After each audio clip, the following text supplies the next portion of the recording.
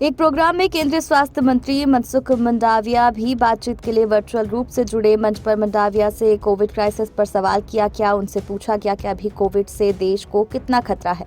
मंडाविया ने इसका जवाब देते हुए कहा, कोविड के बारे में हम सतर्क हैं, हम कोविड की समीक्षा करते रहते हैं। स्वास्थ्य मंत्री मनसुख मंडाविया ने कहा, हर बार कोविड से अलग अलग वेरिएंट आते रहते हैं। इस बार भी नया वेरिएंट आया। सारे राज्यों में हमारी सैंपलिंग चालू है, जीनोम सीक्वेंसिंग चलती रहती है ताकि पता चले कि वेरिएंट कैसे बना है और इसी पर वैक्सीन के इफेक्ट को भी चेक किया जा रहा है। उन्होंने कहा कि देश की दोनों वैक्सीन आज तक के सभी वेरिएंट पर इफेक्टिव रही है। आज के दिन कोरोना को लेकर कोई खतरा नहीं है, लेकिन हमें अलर्ट रहना है, केयरलेस नहीं होना।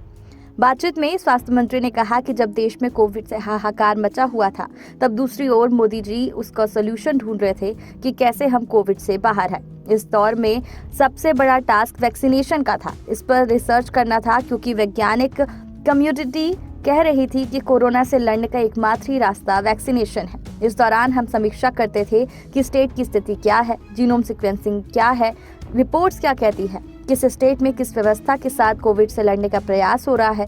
इस पर लगातार डिबेट चलती रहती थी और ऐसी स्थिति में हमने वैक्सीन पर रिसर्च करके उससे लगाने का टास्क हाथ में लिया।